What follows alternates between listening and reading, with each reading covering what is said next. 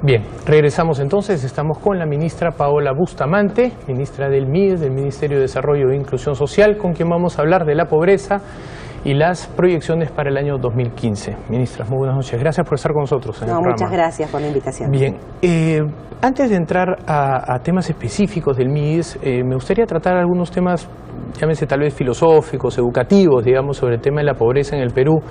Si uno se remonta hace 15 o 20 años, la pobreza era sin duda el principal problema que tenía el Perú. 50 y tantos % de personas estaban por encima de la línea de pobreza, 25 o 30% por encima de la línea de pobreza extrema, ¿correcto?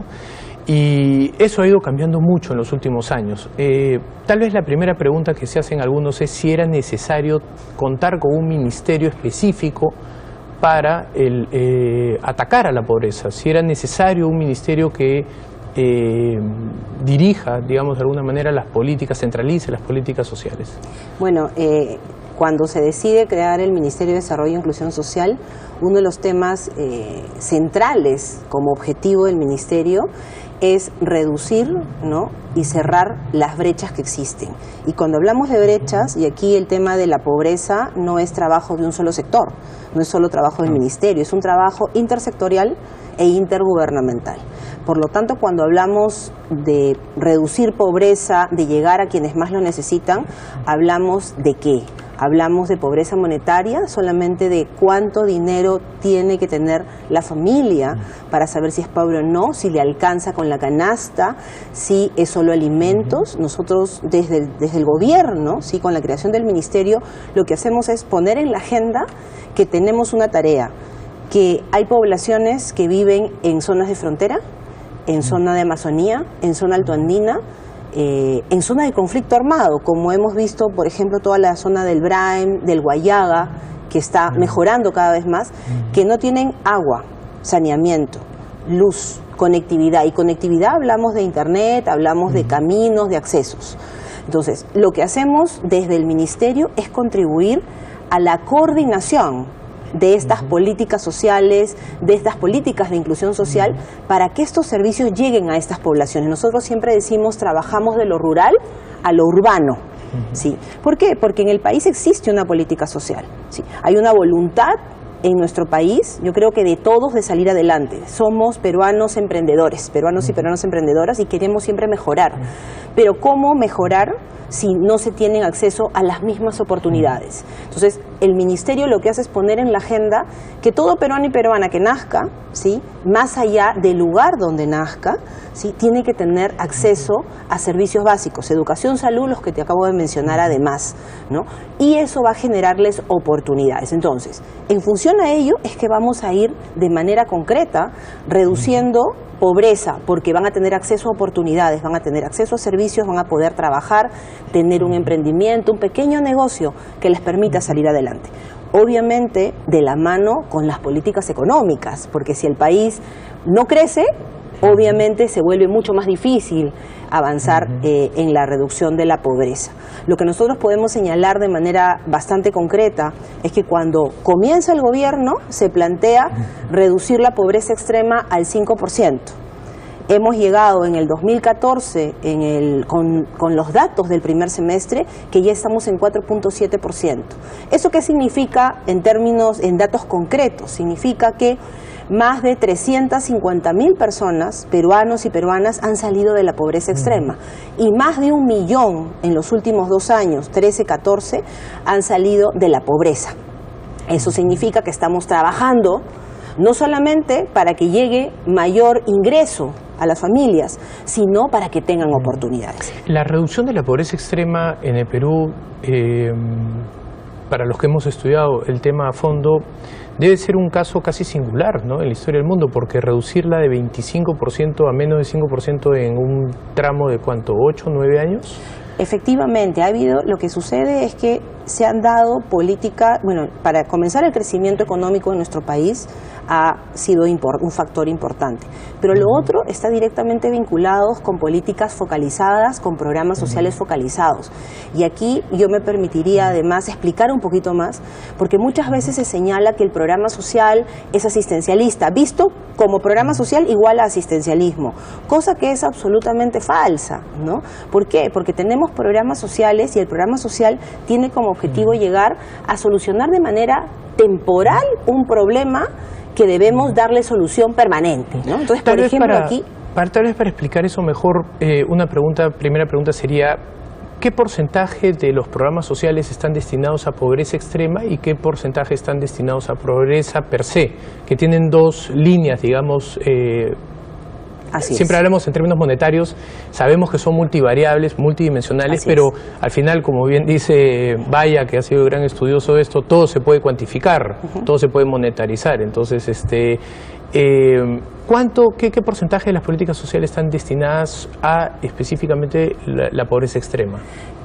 Nosotros, cuando hablamos de política de inclusión social, ¿sí?, y de los programas sociales puntualmente, de los 5 programas que tiene a cargo el Ministerio, Pensión 65 es el programa que está 100% focalizado en población extremo pobre. Es el adulto mayor de 65 años que es extremo pobre. Correcto. Un adulto mayor pobre no puede ser usuario de Pensión 65.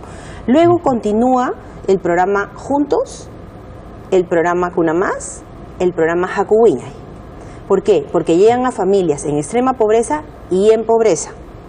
Correcto. Luego tenemos ya el programa Jaliwarma, ya que es un programa de carácter universal y en realidad nosotros tenemos a más de 10.000 instituciones educativas que están ubicadas en los distritos del primer quintil, donde muchos de estos distritos son principalmente de la población el 20% de la población más pobre del Perú. Por lo tanto, cuando hablamos de la focalización de los programas sociales, es que comenzamos de los más pobres a los menos pobres, salvo en el caso de Jaliwarma, que es universal, que se llega a los niños de las instituciones públicas, sea donde estén ubicadas. Pero para avanzar en el cierre de brechas, en llegar a todos, digamos, para hablar mucho más en sencillo, y llegar a quienes más lo necesitan, priorizamos las escuelas que están en el primer quintil, cerramos esa brecha, seguimos con las del segundo. Obviamente estamos trabajando tercero, cuarto y quinto quintil, porque estamos a más de 3.100.000 niños, pero comenzamos con la zona rural, la más alejada, la más pobre.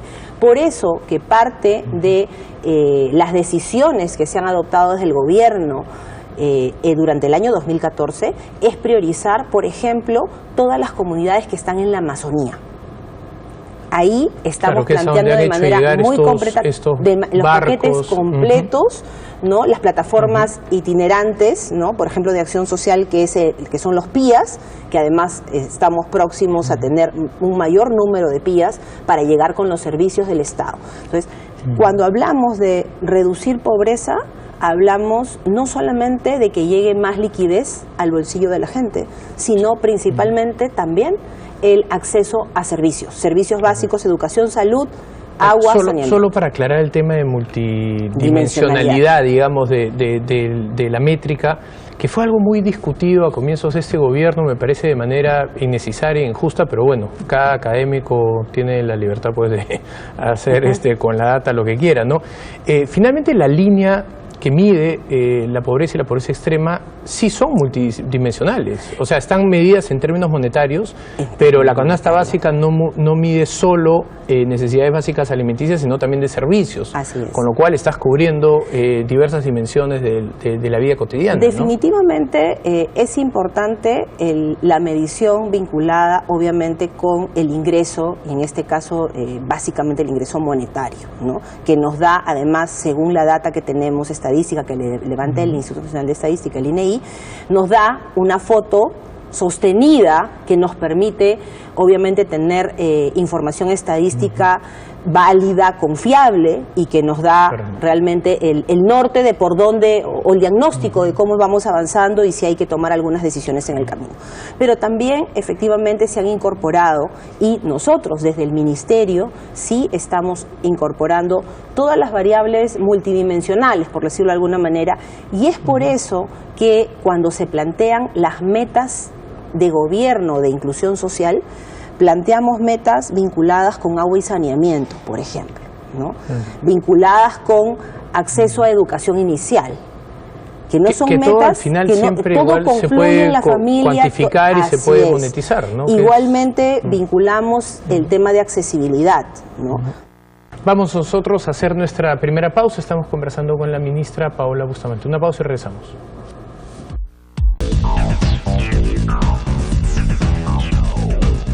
Bien, regresamos, estamos conversando con la ministra de Desarrollo e Inclusión Social, Paola Bustamante. Ministra, cuando empezó este gobierno, la pobreza se encontraba cerca del 28%. Y en 28 de julio, si mal no recuerdo, del 2011, el presidente Humala ofreció reducir la pobreza al 18%. Para muchos fue un cálculo demasiado optimista, tomando en cuenta... voy a hablar un poco términos un poco técnicos, pero la elasticidad entre el crecimiento y la reducción de pobreza, o sea, la relación que existe entre una variable y la otra. Pero el mensaje del presidente Humala era muy concreto, era crecimiento con inclusión. Lamentablemente la economía ya no crece a la velocidad que crecía antes, y lo que tememos algunos ponga en riesgo es justamente esa velocidad de reducción de pobreza. De hecho, la Cámara de Comercio ya ha hecho un cálculo y prevé que la pobreza puede crecer este año. ¿Cuáles son sus proyecciones para el 2015 respecto a esto que estamos conversando? Bueno, nosotros lo que identificamos de manera muy concreta es que la pobreza ha continuado reduciéndose. Con los datos del año pasado hemos llegado al 23.5%. Tenemos un reto de continuar esa reducción de pobreza. Evidentemente, y todos sabemos que la pobreza se reduce con crecimiento. Sabemos que Perú es disculpe que le haga una pregunta en paréntesis, pero eso no hay, de eso no tienen ninguna duda, ¿no? Porque hay todavía personas que dicen que la reducción de pobreza no es un tema de crecimiento, sino de distribución de ingresos. La pobreza, para que haya distribución de ingresos, tiene que seguir existiendo el crecimiento, ¿no? Si no seguimos creciendo, no tenemos más ingresos en la caja y por lo tanto no tenemos mucho que a un economista del Banco Mundial casi lo votan cuando escribió un artículo que decía el crecimiento es bueno para los pobres, ¿no? Lo que pasa es que el crecimiento lo que permite, evidentemente, es que haya ingresos y de esa manera podamos redistribuir como corresponda. Y es por eso que hace un momento conversábamos de llegar con calidad, llegar de manera focalizada y llegar de manera temporal. Entonces, ¿tienen proyecciones para este año? Para el 2015, nuestras proyecciones han sido directamente para llegar a la meta del 2016. Nosotros creemos que no estamos haciendo proyecciones anuales, sino del gobierno. ¿Y cuál es la meta para el 2016? ¿Sigue siendo 18%? No nos hemos planteado modificar ninguna meta planteada desde el gobierno, ¿no? Cuando planteamos la reducción de la desnutrición crónica infantil al 10%, si nos remontamos a un año, exactamente el año pasado en enero, nos decían, cuando estábamos en 17.5, que era una locura seguir planteando la reducción de la desnutrición al 10%, porque es muy difícil, es compleja, es multifactores, multivoluntades, y ya estamos en 14.1 con data del primer semestre del año pasado. Entonces, nosotros no estamos modificando las metas que nos hemos planteado, porque estamos implementando políticas, ¿no?, que nos permitan llegar a esas metas planteadas. Evidentemente, los datos de crecimiento es un dato real, pero vamos a seguir trabajando para que el país y los datos además que se han dado, no solamente desde el Perú, desde el Fondo Monetario Internacional, desde la CEPAL, con datos concretos de crecimiento para nuestro país, además de corroborar lo que nosotros estamos planteando. Para el escéptico entonces que dice, bueno, pero qué fácil, si ustedes hacen sus números, cualquiera baja el número que quiere. ¿Quiénes son los que ven? ¿Quiénes son los veedores, los auditores de eso? Hace un momento mencionaba al Instituto Nacional de Estadística, el INEI. El INEI es el que toma la foto todos los años y de manera trimestral, anualmente, cómo va, todos los años, cómo va avanzando una serie de indicadores y factores. Nos encuestan en nuestras casas, nos hacen una serie de preguntas y en función a las preguntas que nos hacen es que se va levantando la información y tenemos datos que nos permiten tomar decisiones, que son datos objetivos, que no tienen que ver con el gobierno que esté de turno, tienen que ver con información estadística. Yo quisiera mencionar aquí, en este momento en nuestro país tenemos un comité de pobreza que está conformado además por personas independientes, académicos, intelectuales, ¿no?, que forman parte de este comité y que además revisan los números antes de que se publiquen. ¿Justo por qué? Porque necesitamos en el país cifras oficiales, objetivas, que eviten lo que acabas tú de mencionar, ¿no?, que el ciudadano de a pie, peruano, peruana, diga, bueno, es que están maquillando las cifras. En este gobierno no hay ninguna cifra que se haya maquillado, son las cifras que se levantan del Instituto Nacional de Estadística y que lo que reflejan, más allá de discursos que se diga que la pobreza no se ha reducido, que la pobreza se está incrementando, los datos concretos es que la pobreza sigue bajando, que la pobreza extrema sigue bajando, que hay más de 1 millón de peruanos que en estos últimos años han salido de la pobreza y más de 350.000 de la pobreza extrema. Según la CEPAL, ¿el Perú es el segundo país menos desigual de América Latina, después de Uruguay? Hay datos que la CEPAL ha señalado. Nosotros vemos que en nuestro país estamos trabajando muy fuerte en estos 3 años y medio de gobierno para reducir la desigualdad. En el foro que hemos tenido con la CEPAL durante el año pasado hemos conversado, dialogado y debatido mucho sobre la desigualdad y efectivamente estamos trabajando por ese cierre de brechas. Yo creo que es importante cuando hablamos de desigualdad que se entienda, ¿sí?, y que todos nos podamos entender de que cuando hablamos de desigualdad hablamos de que hoy nosotros tenemos agua en nuestras casas y nuestros hijos pueden tener agua segura para su consumo, pero hay una población muy grande de niños menores de 3 años que no tiene acceso a agua segura para su consumo. Tengo una última pregunta que también si me permite solamente para cerrar este tema puntual del agua. Sí. La desnutrición crónica infantil no solamente baja por acción del Ministerio de Salud, del Ministerio de Inclusión, por acción coordinada con gobiernos regionales. Baja por trabajo con autoridades locales y baja porque tengan agua segura.